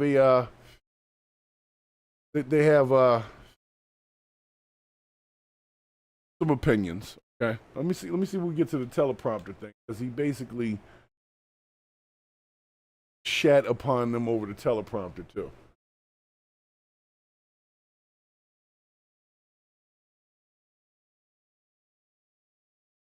Watch this. Very much appreciated.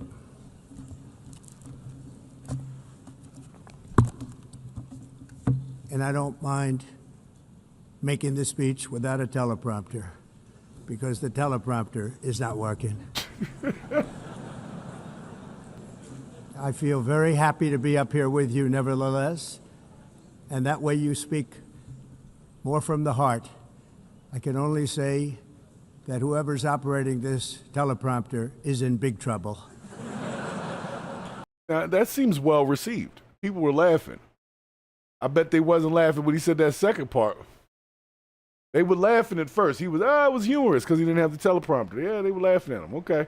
It was real funny till he blamed y'all for the migrant invasion in the United States. He blamed the UN, not a particular country, not a particular group. No, the UN as an organization. Jesus. That's a bold claim, bro. I mean, I'm sure you got some receipts somewhere. Somebody told you that. But that's like, wow. Like, if you're one of the countries that has nothing to do with it, you're over there like, what the hell is he talking? What do you mean the UN? We've been paying our dues over here. We ain't got nothing to do with the migrant crisis in the U.S. Why is he saying the UN? We part of the UN. I'm sure there's countries in there that have nothing to do with that. Who's operating this teleprompter is in big trouble.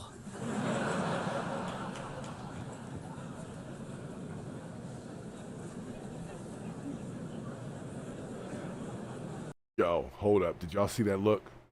This look. Y'all see this look? Someone just got fired. Someone's job, right? That look, someone's job is gone. Anytime you see that look, that is an employment opening has just happened. So I'm sure whoever was the tech got fired. And hopefully the tech was like somebody he brought with him that he got to take home. But I doubt it. It's probably somebody local to where they are. Maybe they, got them on a little contract to do the audio video for the damn the convention, and they mess up, and you get this look from Donald Trump. That's your job. Someone just lost their job. So they're saying the UN sabotaged his thing.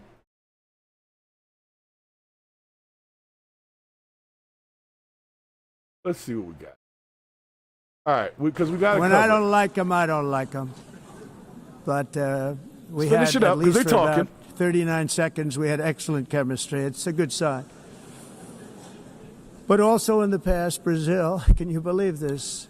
Unfairly tariffed our nation, but now because of our tariffs, we are hitting them back, and we're hitting them back very hard. As president, and Brazil's sitting in there. I will always defend our national sovereignty and the rights of American citizens. So I'm very sorry to say this, that Brazil is doing poorly and will continue to do poorly. God. They can only do well when they're working with us. Right. Without us, they will fail, just as others have failed. It's true. Next year, the United States will celebrate the 250th anniversary of our glorious independence, a testament to enduring power and American freedom and spirit. We will also be proud. Teleprompter's on now. The teleprompter's on now, so he's good on hosting this. the 2026 FIFA World Cup. World Cup. And shortly thereafter, the 2028 Olympics, which is going to be very exciting. I hope you all come. I hope that countless people from all over the globe will take part of these will be great celebrations of liberty and human achievement, and that together we all can rejoice in the miracles of history that began in July 4th, 1776, when we founded the light to all nations. And it's something really that an amazing thing came out of that date. It's called the United States of America. In honor of this momentous anniversary, I hope that all countries who find inspiration in our example will join us in renewing our commitment, values, and those values really that we hold so dear. Together, let us defend free speech and free expression. Let us protect religious liberty, including for the most persecuted religion on the planet today. It's called Christianity. I told y'all, God been in the conversation lately. I don't know if we want to call these people whatever we want to call them, but God been back in the conversation lately. It's a good thing to me, but people get it all twisted up. But he's making a very specific mention of a religion in the world. Now, I know some people are going to say Christians aren't persecuted. Christians aren't persecuted. Okay. That's an opinion. You can have that. But there has been an assault on the morality fabric and the morality complex that has eroded because I believe that we removed God from a lot of the conversations. And so if this got to bring it back, I can't blame the messenger. It might not be the messenger I wanted. I'll tell you that. But if it starts the conversation, and maybe people can meet in the middle and understand that we're all living this human experience, maybe it might make the whole world a little bit better. So Let us safeguard our sovereignty and cherish qualities that have made each of our nations so special, incredible, and extraordinary. In closing, I just want to repeat that immigration and the high cost of so-called green renewable energy is destroying a large part of the free world and a large part of our planet. Countries that cherish freedom are fading fast because of their policies on these two subjects. You need strong borders and traditional energy sources if you are going to be great again. Whether you have come from north or south, east or west, near or far, every leader in this beautiful hall today represents a rich culture, a noble history, and a proud heritage that makes each nation majestic and unique, unlike anything else in human history or any other place on the face of the earth. From London to Lima, from Rome to Athens, from Paris to Seoul, from Cairo to Tokyo and Amsterdam to right here in New York City, we stand on the shoulders of the leaders and legends, generals and giants, heroes and titans who won and built our beloved nations. All right, I get it. So anyway, the teleprompter came back on and he started that. But at some point, we have to be honest. I don't know what change any of this is going to make. The one thing I will say is God's been in the conversation a lot. So we'll see where that goes. That might be helpful. Can't blame the messenger for that. So we'll see what Trump and them do. But I think he was kind of disrespectful. He went right in there and talked about their houses. You know, he went right up in there and talked about your house sucks, your kitchen is dirty, and you can't get nothing cleaned up unless you call us. And people apparently objected to that. So I can see why you might object to that. But meanwhile, there was some other things going on with our president.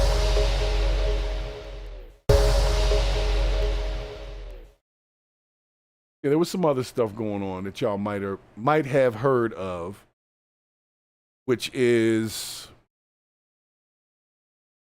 there was a statue erected, put up. A statue was put up on the White House lawn during the same time that he was doing this UN speech. And it's an interesting statue because it is a statue of Donald Julius Trump and Epstein. So I got questions.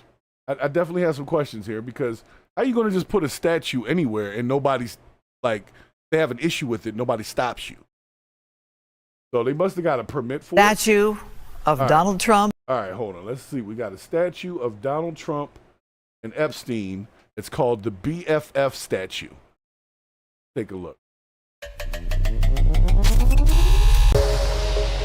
right.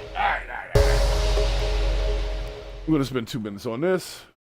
All right, so this is the Donald Trump Epstein statue. They're holding hands, and it's apparently supposed to be best friends forever.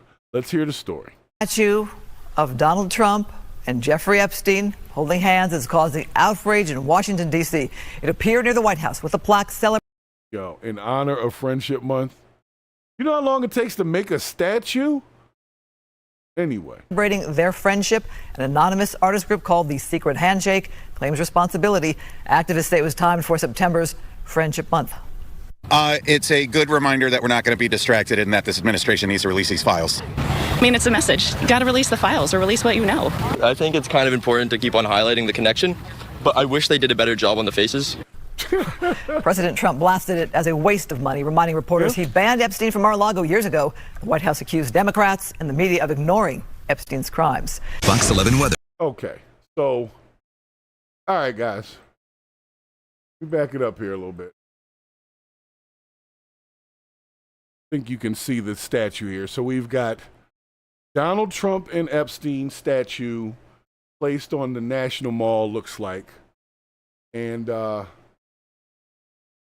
they came and took it down late that night. I don't know if they damaged it or whatever, but let's just be honest. They got marble and stuff on it. It's put together pretty well. They had to get a big old truck to bring it out there. They had to set it up. The police didn't stop them from setting it up. The police didn't stop them from pulling up with the big old truck. They allowed the news to get the footage.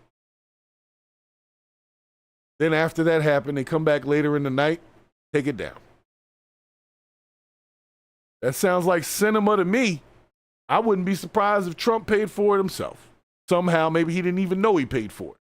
But money paid for this, and nobody stopped it from happening. When it was you can't just prop a statue up in the middle of the National Mall and nobody notices. You see what I'm saying? So the fact that it was allowed to happen, that's where I smell the bullshit. I definitely smell some bullshit on this. But, okay, let's have the discussion real quick. They want people to not forget about the Epstein and, files. Let me tell you what. Y'all forgot about the Epstein files when Charlie Kirk got shot, because that's when they voted on it. That same day, when we were all, the news was inundated with Charlie Kirk's assassination, was the same day that the Republicans voted to not release those files. So there's not another vote coming up anytime soon. So they probably had made this statue and they were probably too far into doing it. They were like, we got to complete the statue, you know, but folks, we're not getting them files. Not happening. Okay? I've said it 1,000 times. I've been saying it. I'm going to keep saying it. It's not about not being distracted. We have leadership in Congress that votes on this, and they're not voting the way that you think the American people would want to vote. And we can't seem to control that. So until we control that, really not much we can do on that. So you're not getting that. Okay? They voted on it already. So this was a waste of time and resources. So in that regard, Donald Trump was correct. It was a waste of time and resources to create this statue that just got taken down later. I'm sure they could have fed 1,000 homeless people with the amount of money it took to make this thing and place it. So, nonetheless, no, we're not going to forget about the Epstein files, but we need to forget about the Epstein files, if that makes sense. As far as, I don't mean forget about it. I mean, like, don't make it a focus. Don't let it take away from, because you know what it is. You know what's in there. So you can operate with that information. You don't need to see nothing at this point. You know what it is. You know what it is, okay? There are some people in there that are too powerful, that are not even connected by name to certain things right now, and would be connected by name to those things. And it would probably crash the damn economy if we really knew what was going on with that. And because there are federal organizations whose job it is to, you know, basically balance the public discourse, they can't have it happen. It would just cause too much of a landslide. And they don't want to have to mitigate that landslide. So that's why we're not going to get those files. Okay? So don't spend too much time thinking about that. I wanted to highlight the fact that we're still talking about Epstein, and they voted on it a week ago and said no again. So maybe we should just kind of let that one go. Not in a good way, but don't hurt yourself over it. That's all I'm saying. Because that's some bullshit.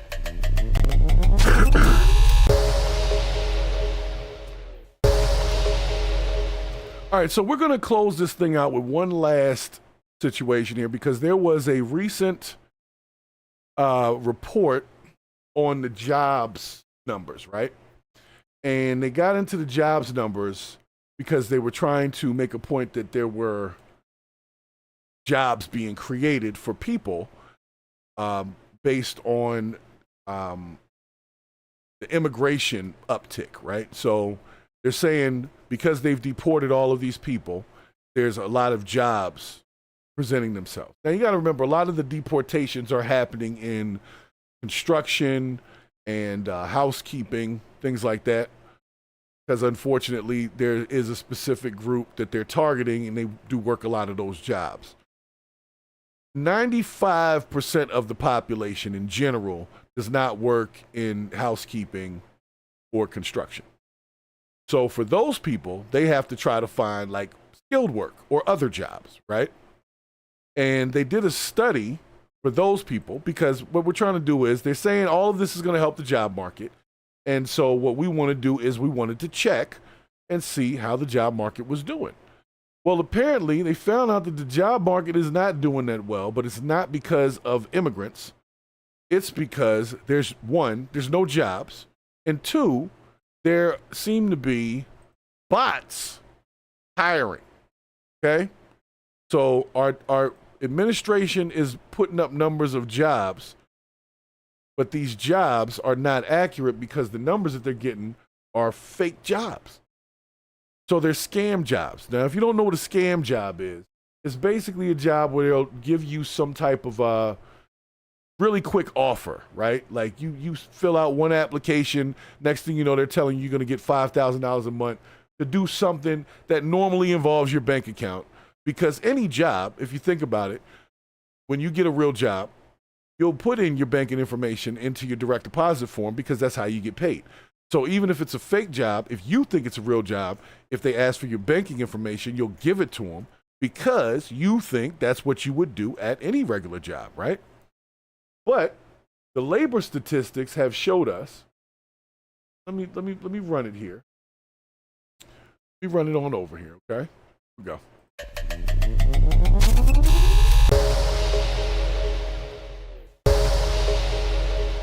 Big Shit 215 stopping in. Appreciate you stopping in. I do. We're getting to the last. We're at the last story today, but it was an interesting story that came up. That 1 in 4 jobs on LinkedIn are likely ghost jobs. And there was even more on Indeed. So it was an interesting story to me because a lot of people are saying that they're trying to find jobs and there's no jobs out there. And then they do a jobs report and they're like, we created 1 million jobs last month and we created 2 million jobs in the last quarter. And we did, but those jobs don't even exist. And some of them aren't even for people. The tasks are the jobs. So if you import AI into something, you had a job that was open, but AI is doing it, you filled the job with AI. So yeah, it's a job listed, but it doesn't really have a person that they're going to put in place. So nonetheless, according to the U.S. Bureau of Labor Statistics data published Wednesday, job openings in July fell to the lowest in 10 months, 7.81 million from 7.36 million. So that's a lot of jobs, 7 million jobs.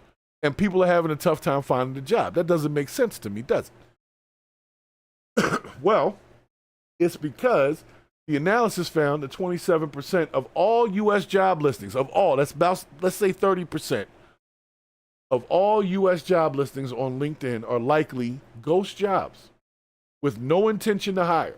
So when you go through the time that you take to basically apply, you might get an email, you upload your resume, whatever you're doing, it takes your time. There is 0% chance that you will get that job because the job doesn't exist. Now, I think you should understand that although they are a relatively new phenomenon, when you apply for ghost jobs and you put that information into a place, what happens is they utilize your information and they sell it to leads companies. So you put in, let's say, your age, like by birth date. You put your birthday in there, they know your age. They might ask demographic questions like, are you black, Asian, American, whatever. And you can normally opt out of the racial question, but they can still figure it out.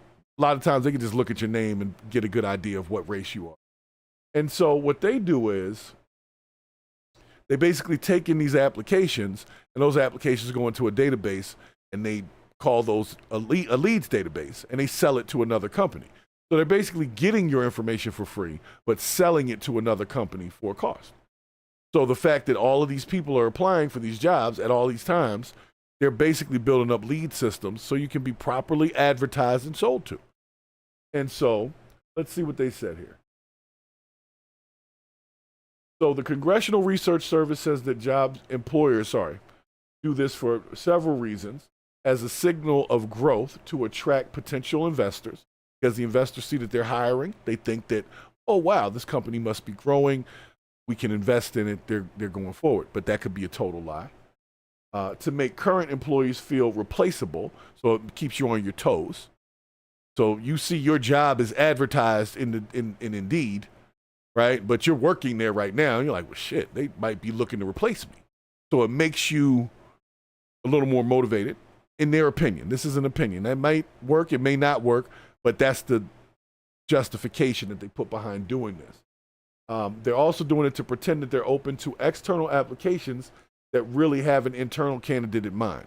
So it's like they do it as a formality because they want to hire this guy that works here, but because of legal obligations, they have to post the job, but they have no intention of hiring somebody that replies to the post other than the person that's already working there, that they'll tell, hey, go to job requisition number, whatever, put in your application, and then they'll push them through on the back end. So the average person trying to get into the company doesn't have a chance.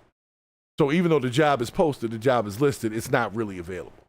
So apparently, they've been running this test for a little while. They found that Los Angeles apparently topped the list with the most ghost jobs. But there, of course, was New York, San Francisco, a couple of other ones, Chicago, Atlanta, but it's normally these larger urban areas. And the reason why is because you can bring in more information quickly. So they're doing a lot with just ghost jobbing for the company. But for the average person that's wasting their time applying for something, uploading a resume, creating a profile account, because a lot of them won't let you even apply without creating some type of profile account to which they sell to somebody else so that they can advertise to you through your Gmail or whatever email you put in there. And they make you check a box. Hey, I don't mind receiving correspondence in regards to jobs or whatever.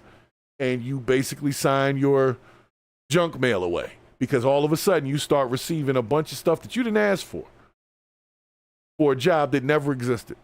So you wasted your time so they could get your information and basically sell it to somebody else. So I thought it was an interesting thing that they're telling us that there was 7.8 million jobs in that particular quarter, or 7.18 million jobs in that quarter. But if that's the case, and 1 in 3 of them is a ghost job, then there wasn't 7.18 million jobs in that quarter. It was actually more like 5, which is a lot of millions less. So they're lying to you about the job market. The only real way to get a job nowadays is to know somebody at the company. They'll know that they're hiring specifically for a particular role. Networking, basically. You got to network. Because if you go on Indeed, Career Builder, ZipRecruiter, I don't know if they still have monster jobs, but I'm sure they do. They got a million sites with the same thing. And they got bot jobs. And if you go into them, you'll see some things that pop up. So I'm going to have a quick conversation here, but let me get ready to get out of here because it's about that time.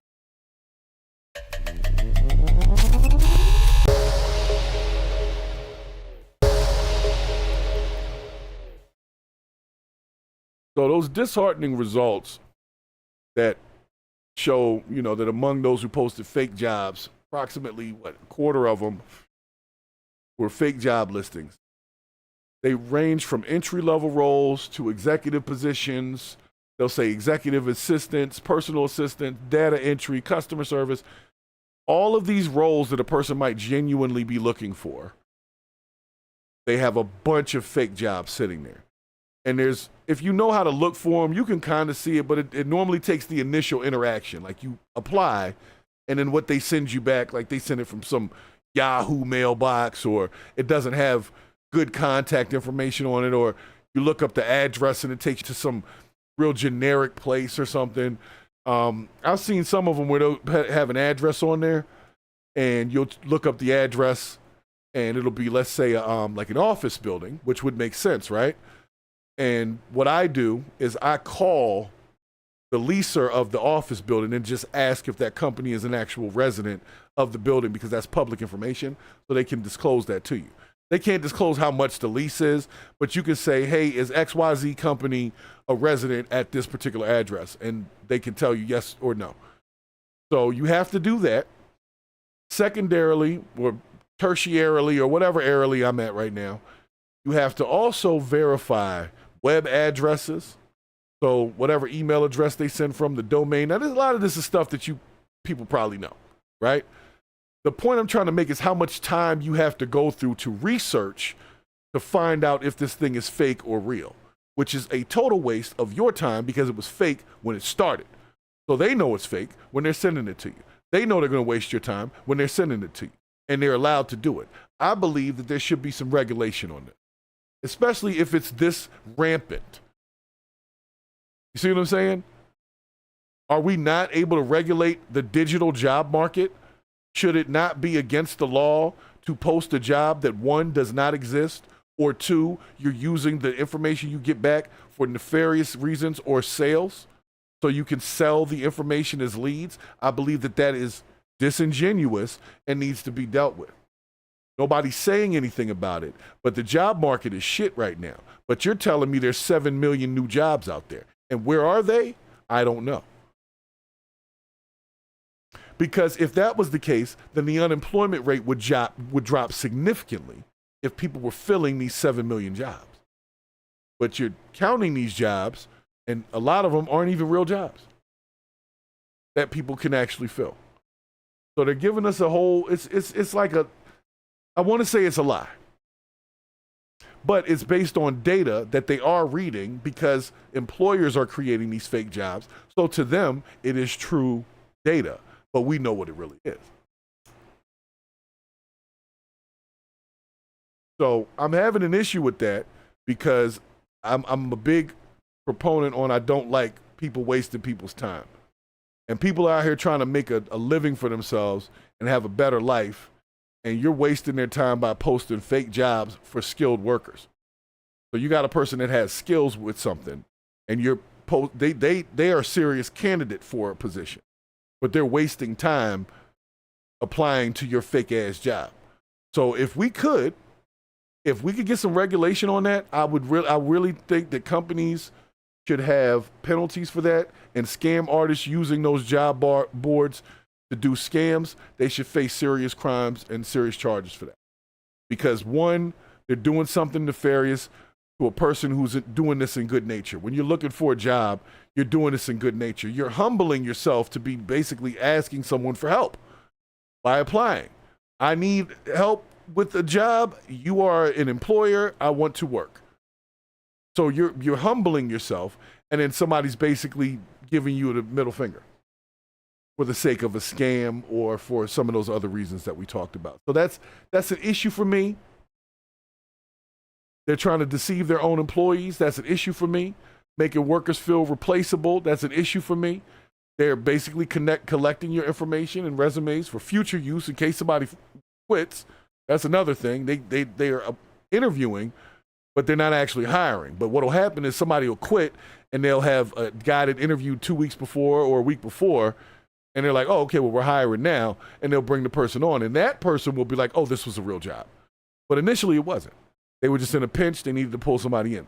So 85% of these companies actually interview people for jobs that don't exist.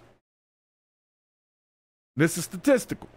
This is not just me coming up with a number. This is literally what the study found. 85% of these companies with fake jobs will actually interview you for a fake job, knowing that you will not be hired, knowing that and they'll have like an AI interview too, where you'll put in information and they'll be like, hey, we'll get in touch with you on Teams or WhatsApp or some goofy shit like that.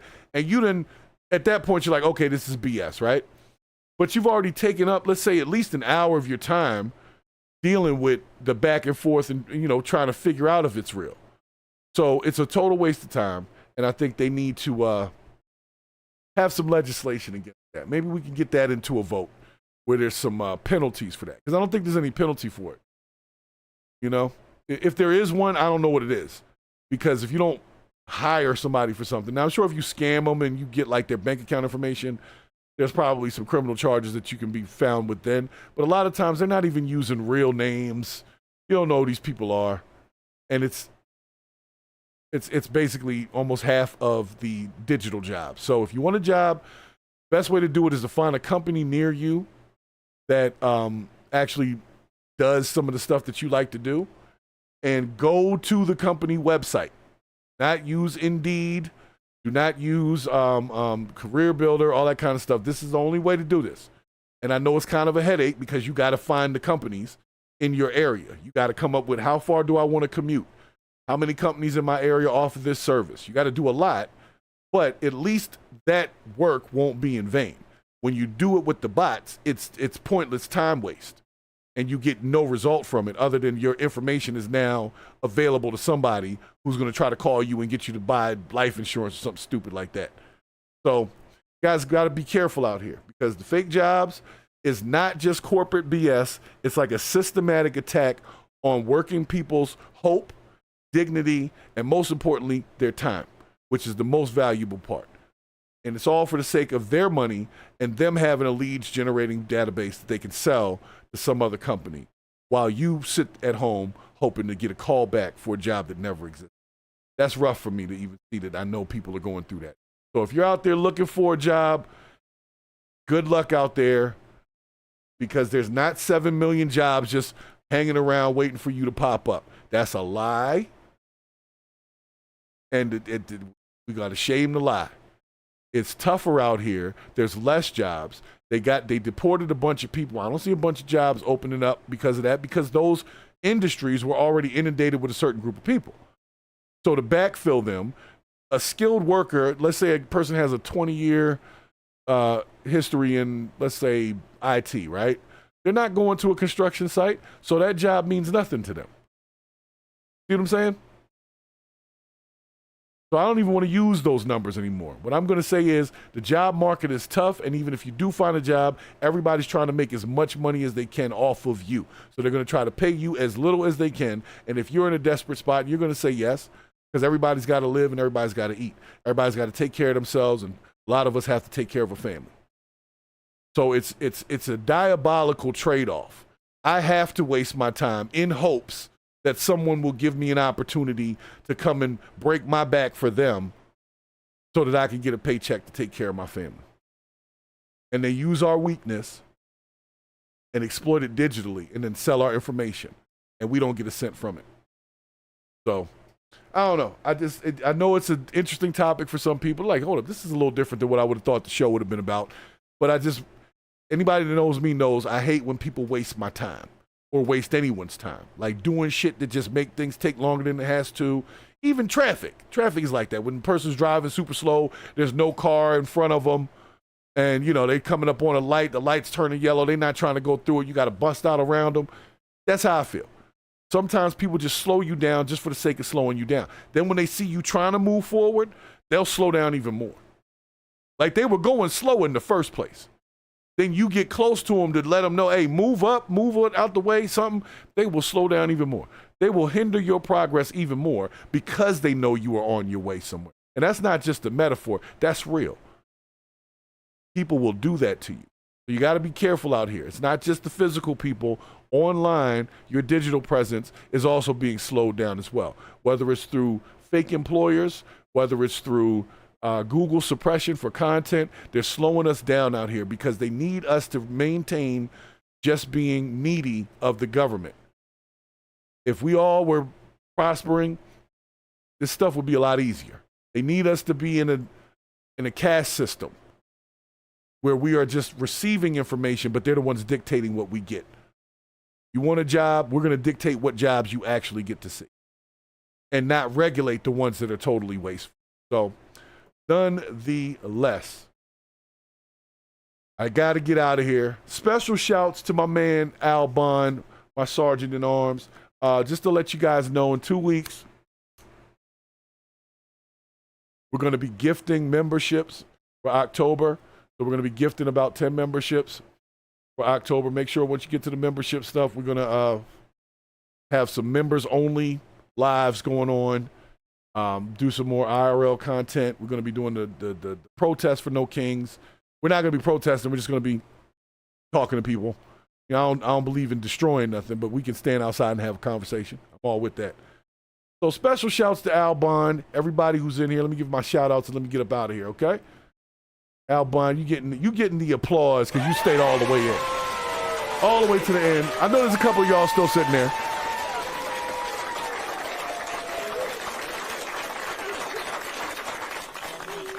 All right.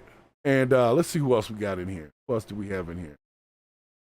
That my man Big Chid 215 stopped through. We had who was it that came through earlier that I saw? Jay Coleman. Jay Coleman, nice to see you stop in. Haven't seen you in a minute. Who else we got in here? Of course, I Am Z, the lovely I Am Z, and of course, Purple Groovy. My mods, y'all stay with me. Make sure that y'all get into the Discord as well. Anybody that catches the replay, make sure that you get into the Discord, because if you're not part of the conversation and you're not part of the solution, you're part of the problem. And that, my friends, is the bullshit. We up out of here. Peace.